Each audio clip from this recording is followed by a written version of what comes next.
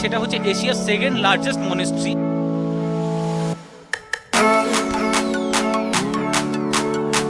আর এই শোটা দেখলে কিন্তু একবার হলেও তোমাকে পুরনো ইতিহাস কিন্তু ঘাঁটতে বাধ্য করবে।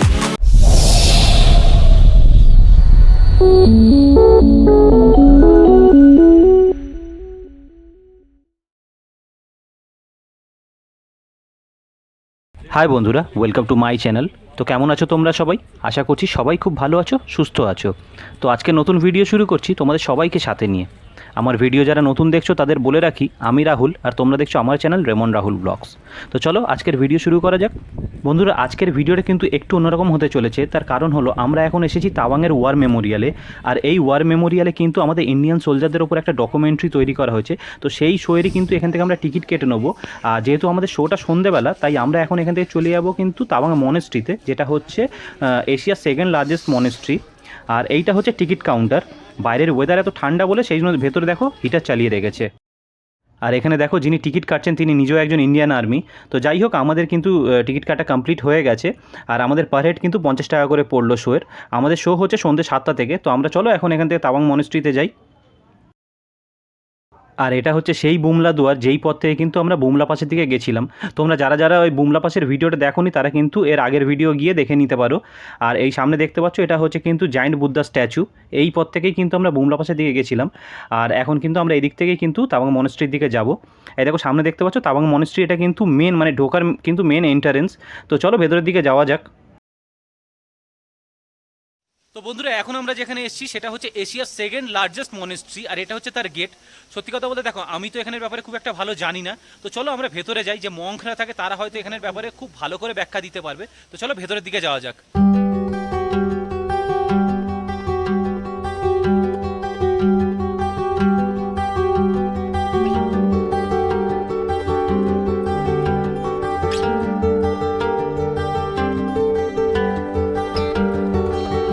আর এটা হচ্ছে উপরে ওটা সিঁড়ি। তো চলো ভেতরের দিকে যাওয়া যাক। আর এখানের কুকুরগুলো দেখো, একদম অ্যান্টিক পিস দেখতে কিন্তু। এই দেখো, এই একটা আসছে।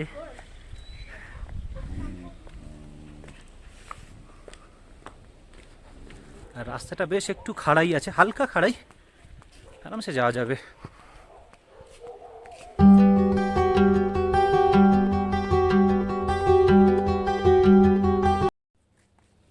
আর এটা হচ্ছে এখানের স্কুল। এখানে হচ্ছে ছোট থেকে যারা মং হতে চায় তারা কিন্তু এই স্কুলেই শিক্ষা নেয় ছোট থেকে।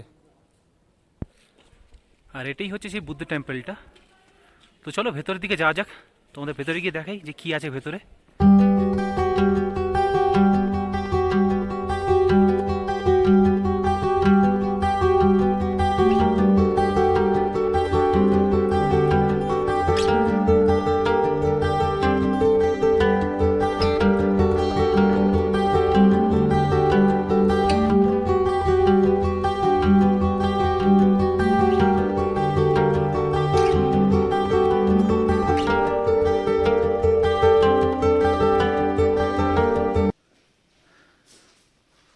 ওয়াও,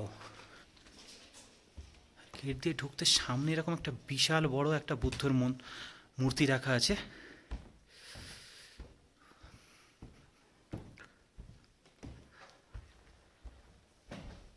এত পিসফুলি জায়গাটা।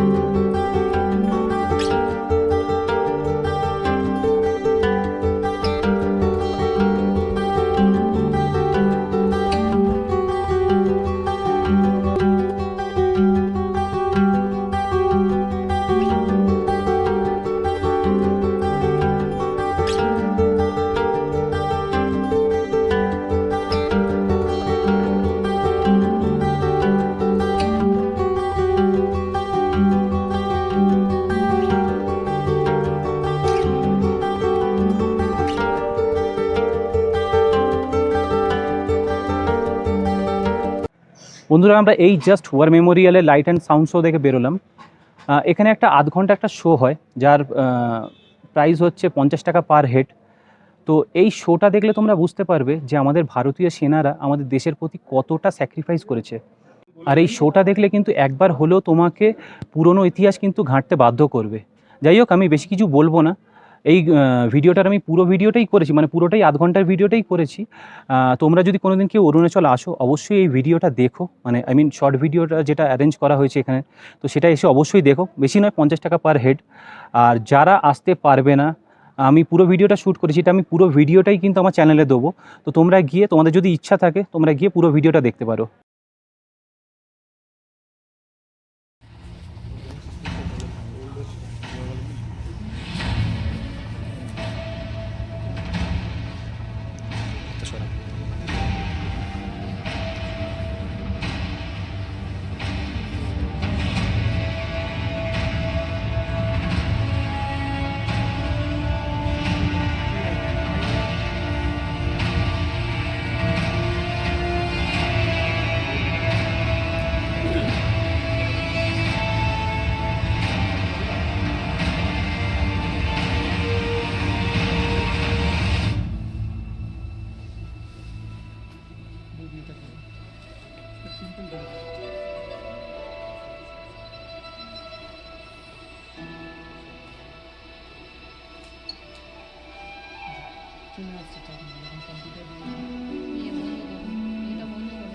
ये हिंदुस्तान की सरजमी का वो हिस्सा है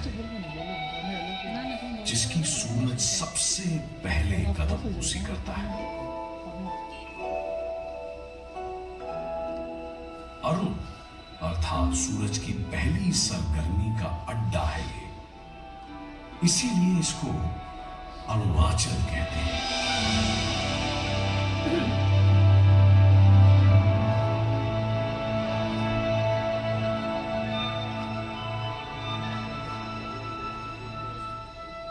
अरुणाचल यानी सूर्य की पहली रोशनी से प्रकाशमान भूमि, प्राकृतिक सौंदर्य से आभूषित हमारे देश का गौरव, हमारे देश की पहचान।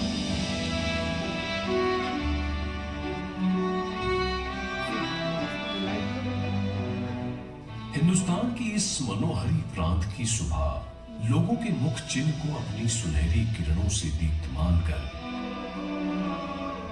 आशा की नित्य नई कहानियां कह जाती हैं। यहां का ऊंचा उतंग पहाड़ बर्फ का शाही लबादा उड़े बादशाहों सा इतराया करता है। यहां के मठों से आते बौद्ध वृक्षों के मंत्र जाने कितने गुमराहों को मंजिल तक पहुंचाते हैं।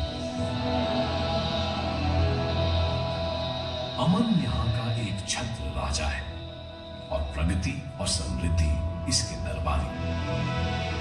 अमन यहाँ का राजा है क्योंकि इसकी निगहबानी हम करते हैं।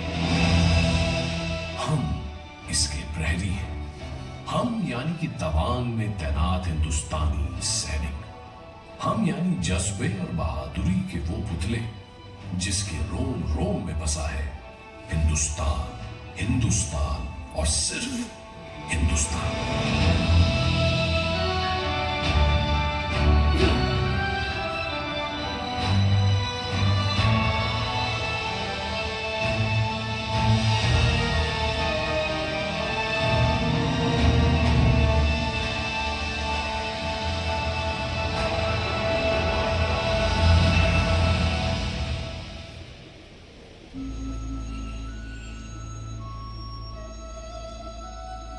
ये इलाका तवांग गांगयांग लांगसिंग कहलाता है, पर हमारे लिए ये हिंदुस्तान की रौनक में इजाफा करने वाला एक चमकता जेवर है।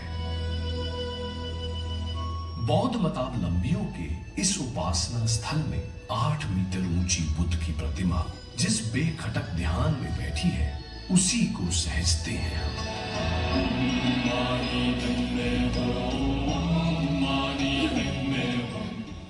भिक्षु रोटेटिंग मिल के सामने अपनी प्रार्थनाओं में यहाँ जिस चैनो अमन की मुराद रखते हैं, जिस शांति का दिया वो जलाते हैं, उसी के रक्षक हम हैं।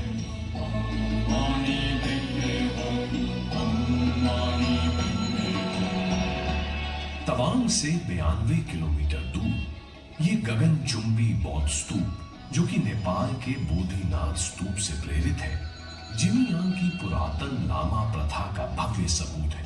इस स्तूप का 186 फीट का आधार ठीक वैसा ही अडिग है जैसी कि देश के प्रति हमारी निष्ठा। यहाँ हर पल मुस्तैद हैं हम, क्योंकि यहाँ हवा में लहराता बौद्ध स्तूप का जो कीर्ति पताका आसमान से खुशगपियां कर रहा है, इसे यूं ही बेफिक्री की आजाद हवा में लहराते देखना चाहते हैं हम।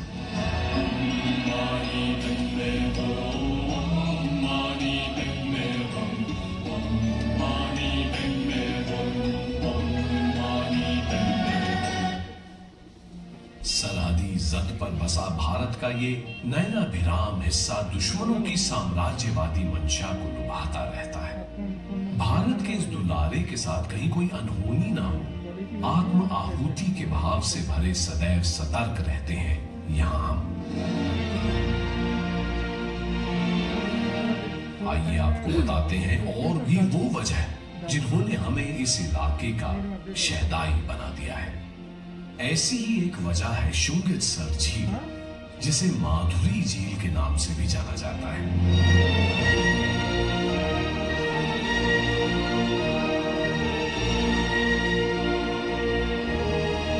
हिंदुस्तान का हर हिस्सा तितली के पंखों सा है, छूते ही हाथ में अपना धनक रंग छोड़ जाता है। कभी कुछ अपना लेता है तो कभी कुछ दे जाता है। शुंगितसर लेक नाम की इस खूबसूरत झील ने माधुरी नाम तब अपना लिया जब मशहूर अदाकारा माधुरी दीक्षित फिल्म कोयला की शूटिंग का हिस्सा बन इस दिलजोई फजा में आई।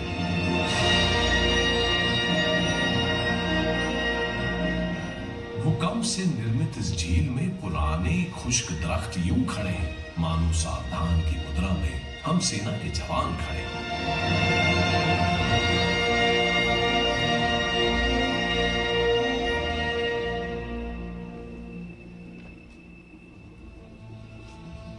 भारत के सुदूर उत्तर पूर्व के माणिकों में एक और माणिक है, पैंगैंग टैंग सो, जो शहर से 14 किलोमीटर दूर स्थित है। ये झील नहीं है, एक नाज़नीन है जिसे रंग बिरंगा पैराहन पहनने का बड़ा शौक है।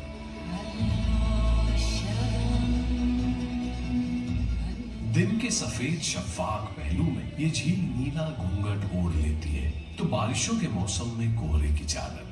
अक्टूबर के महीने में फूल इसके लिबास में रंग बिरंगे गोटे टांकते हैं तो सर्द हवाएं इसे बर्फ का उजला दुशाला पहना।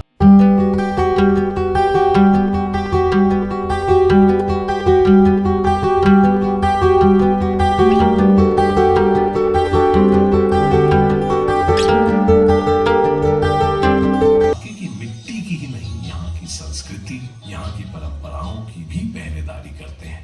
स्थानीय नववर्ष पर तवांग में लोसार उत्सव जब मनाया जाता है तो हम भी खुद को हिंदुस्तान की इंद्रधनुषी संस्कृति में सराबोर कर लेते हैं।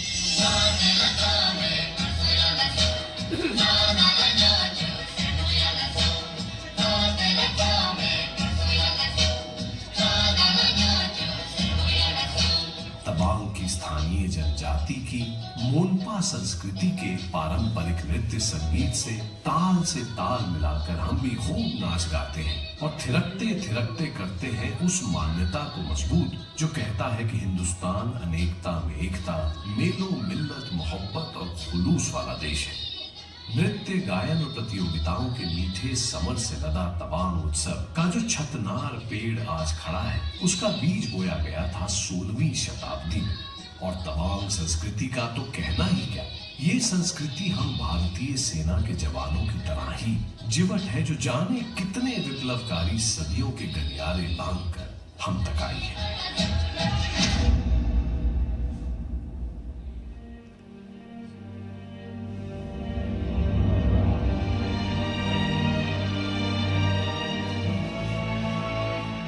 तवांग का इलाका 500 से 600 ईस्वी तक मोम पार्किटन के समर्थ शासन के अधीन हुआ करता था।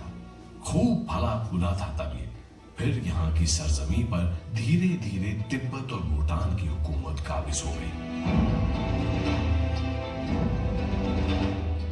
1844 में ब्रिटिश यहाँ के हुक्मरान बन बैठे। ब्रिटिश इलाकों के बाजारीकरण में माहिर थे। तवांग का वो इलाका जो हिमछादित पहाड़ों की ओट और हरियाली पेड़ों की झुरमुट में छिपा बैठा था, उसे दुनिया के सामने जाहिर कर दिया इन ब्रिटिश हुक्मरानों ने। नतीजन इस दिल फरेब इलाके का दीदार करने हजारों की तादाद में सैलानी यहाँ उमड़ने लगे। खूबसूरत तवांग पर सिर्फ पर्यटन प्रेमियों की नजरें ही नहीं, बल्कि लोभित नजरें भी पड़ने लगी। शायद इसी वजह से ब्रिटिश प्रशासक सर हेनरी मैकमोहन ने सन 1914 में इस इलाके की 890 किलोमीटर की हदबंदी कर डाली, जिसे हम मैकमोहन लाइन के नाम से जानते हैं। शिमला अधिवेशन के त्रिगुटीय सम्मेलन में तिब्बत, ब्रिटेन और चीन जिसका हिस्सा थे, इन सभी शिरकतदारों ने भारतीय हदों को परिभाषित करती इस सीमा रेखा मैकमोहन लाइन को अपनी स्वीकृति दी। पर जाने क्यों आगे चलकर चीनियों को ये सीमा रेखा नागवार गुजरने लगी। अपनी आजादी के 3 साल बाद सन 1950 में जब भारत ने इस सीमा रेखा मैकमोहन लाइन को वैधानिक अस्तित्व दे दिया, तो साल भर पहले चीनी गणतंत्र का आजाद परचम फहराने वाला चीन और भी भड़क उठा। दोनों देशों के आपसी रिश्तों की तल्खियां समय के साथ बढ़ती रही। 60 के शुरुआती दशक में ये तल्खी अपने परवान पर उस समय आ गई जब तिब्बत के धर्मगुरु दलाई लामा अपने प्यारे वतन पर चीन के आधिपत्य को चुनौती देने की वजह से चीन की आंखों की किरकिरी बन गए और चीन के कहर से बचने के लिए उन्होंने भारत में पनाह मांगी। सदैव सत्य और न्याय का परस्तार रहा उदारमान भारत सत्य के खेमे में खड़े अपने शरणागत को कैसे निराश करता। भारत ने दलाई लामा को अपनी जमीन पर शरण दे दी। भारत ने वो किया जो न्यायोचित था, पर चीन ने भारत पर अमेरिका के साथ मिलकर उसके खिलाफ साजिश रचने का आरोप मढ़ दिया। तत्कालीन भारतीय प्रधानमंत्री जवाहरलाल नेहरू ने पंचशील समझौते की शक्ल में चीन के साथ दर के रिश्ते की तुरपाई करना चाहिए। उसी नियत से उन्होंने हिंदी चीनी भाई भाई का नारा भी बुलंद किया। चीनी प्रधानमंत्री चाउ एन लाई ने नेहरू की इस पहल को एक सकारात्मक जवाब दिया, पर वो चीन का ऊपरी स्वांग भर था। अंदरूनी तौर पर चीन भारत पर हमला करने की गुपचुप तैयारी करता रहा और अंततः उसने भारत की पीठ पर खंजर उतार ही दिया।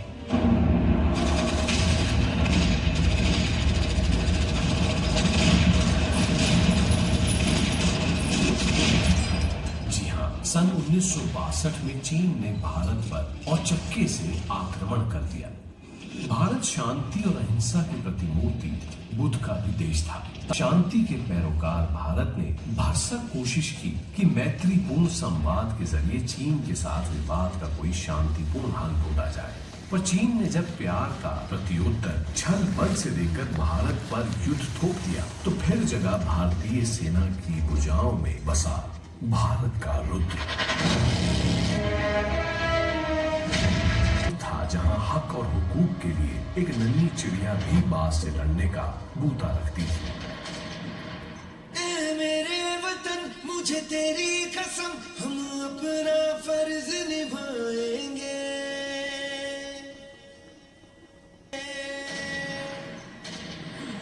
वंदे मातरम, वंदे मातरम, वंदे मातरम, वंदे मातरम, वंदे मातरम, वंदे मातरम। बेशक चीनी फौज तादाद और असले में हिंदुस्तानी फौज से अव्वल थी, पर तारीख गवाह है कि युद्ध हथियार से नहीं, ना ही तादाद से लड़ा जाता है। युद्ध लड़ा जाता है केवल और केवल हौसले से।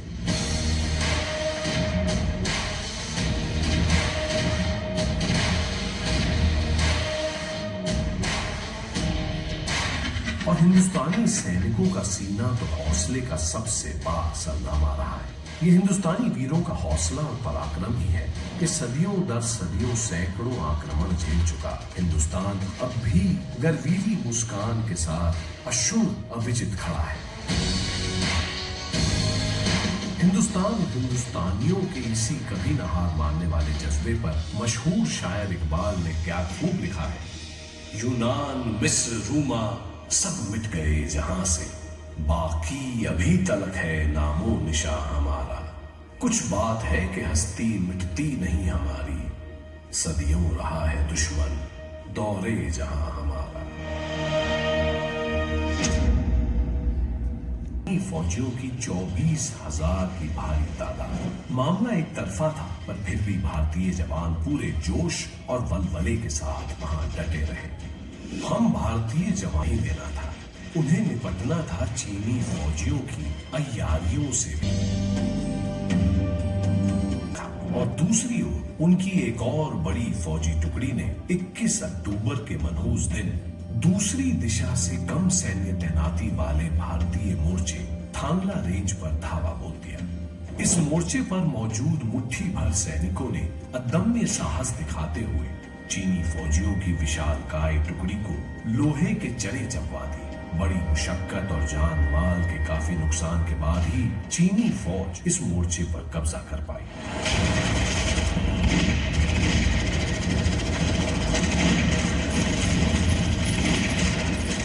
चीनी फौज ने थांगला रेंज की ओर से हम पर जोरदार हमला कर दिया है। मेजर पंत के नेतृत्व में हमारे जवान उनके नापाक मंसूबों को जमकर चुनौती दे रहे हैं। हमने काफी नुकसान पहुंचाया है और हमारे भी कई जवान शहीद हो गए सर। जब तक धोला पोस्ट पर महावीर प्रसाद जिंदा है, इस पोस्ट पर भारतीय तिरंगा लहराता रहेगा।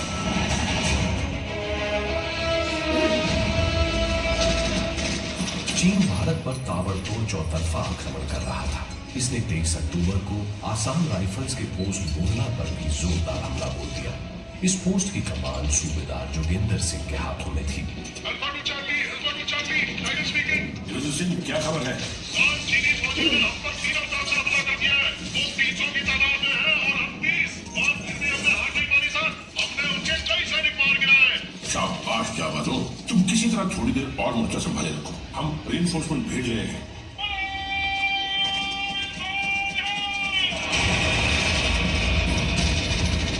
सूबेदार जोगिंदर सिंह ने अपने दिलेर साथियों के साथ मिलकर उस दिन हिम्मत की एक बेमिसाल इबारत लिख दी। दुश्मनों से लड़ते लड़ते उनका गोला बारूद सब खत्म हो गया। बचा तो सिर्फ हार न मानने वाला हौसला। इसी हौसले के बलबूते वे अपनी प्यारी मातृभूमि के लिए मौत से निहत्थे हाथापाई करते रहे। जब तक एक भी भारतीय जवान के जिस्म में सांसें उमकती रहीं, चीनी फौज उस मोर्चे पर एक कदम तक न रख पाई। ये शेर दिल अपने दुश्मनों का दिल दहलाकर जब निष्प्राण हो गए, तभी इस मोर्चे पर चीनी ध्वज लहरा पाया। सूबेदार जोगिंदर सिंह को उनके अदम्य शौर्य के लिए मरणोपरांत परमवीर चक्र से नवाजा गया।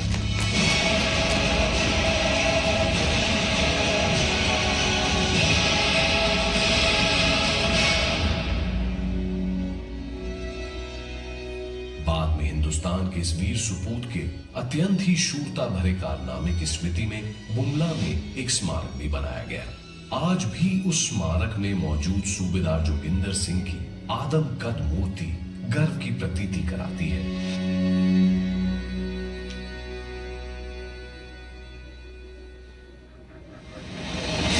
भारत का चीन से युद्ध सिर्फ युद्ध की एक कहानी मात्र नहीं, एक देश के लिए प्राणाहुति देने वाले भारतीय वीरों की आपसी होड़ की गर्वीली गाथा है, जिसे सुनकर हिंदुस्तानियों का सिर फक्र से ऊंचा हो जाता है। देशभक्ति और शहादत की अनूठी अनगिन मिसालों में से ऐसी ही एक मिसाल है चौथी गढ़वाल राइफल का वीर सिपाही जसवंत सिंह, जिसने युद्ध की उस भयावह रात 11,000 फीट की ऊंचाई पर अकेला महज एक लाइट गन के बूते चीनी फौज के कारवां को रोके रखा। ज्यादा सक्षम मीडियम मशीन गन से लैस चीनी फौज सैकड़ों की तादाद में इस वीर सिपाही पर ताबड़तोड़ वार करती रही। पर जब्बर हार वाला ये बांका उन्हें ईंट का जवाब पत्थर से देता रहा। इस बहादुर की बहादुरी और मातृभूमि के लिए अपार प्रेम देख स्थानीय बाशिंदे सेला और नूरी की रगों का लहू भी तेजाब सा उबलने लगा। वे भी अपनी जान की परवाह न कर उस समर कुंड में कूद पड़े।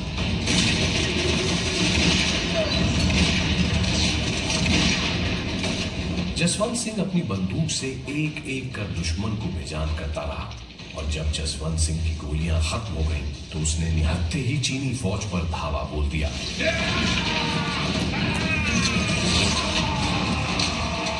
और दुश्मन की एक मशीन गन अपने कब्जे में लेकर उनके ही असले से उस उतंग पहाड़ पर उनकी कब्र खोद दी।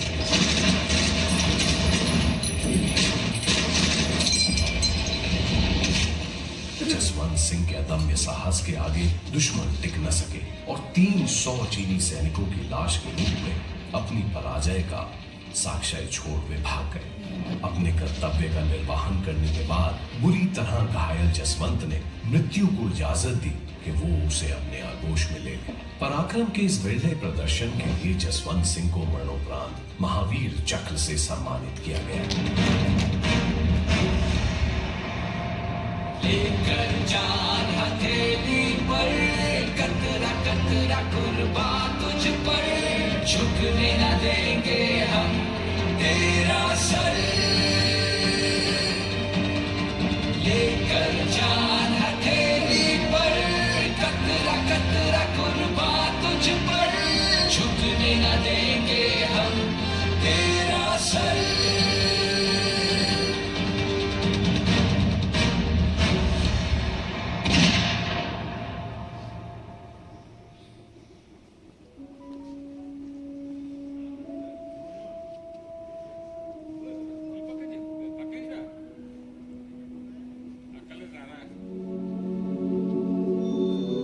भारत का ये वीर बांका मिटने वाला जज्बा हर हिंदुस्तानी के अंदर देश प्रेम का अलख जगाता रहता है।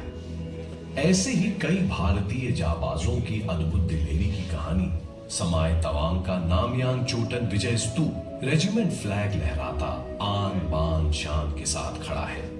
ये सिर्फ विजय स्तूप नहीं है, बल्कि हिंदुस्तान के माथे पे लगा वो गौरवमयी तिलक है जिसमें हिंदुस्तान के 2420 वीर सुपूतों का रक्त आहूतित है।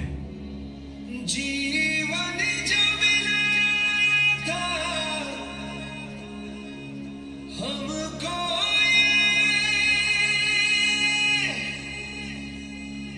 वो देश पे हमने वार दिया।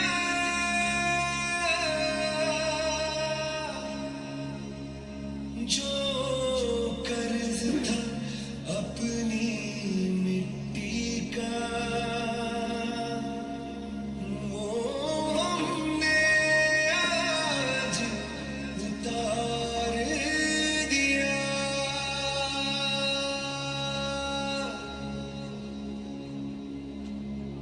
हम करना नहीं खोने का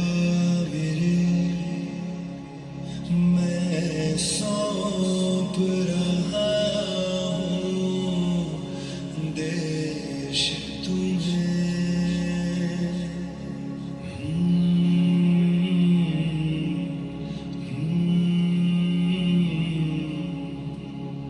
मिटने नहीं देना आने कभी। कम हो न वतन की शान कभी। वंदे मातरम, वंदे।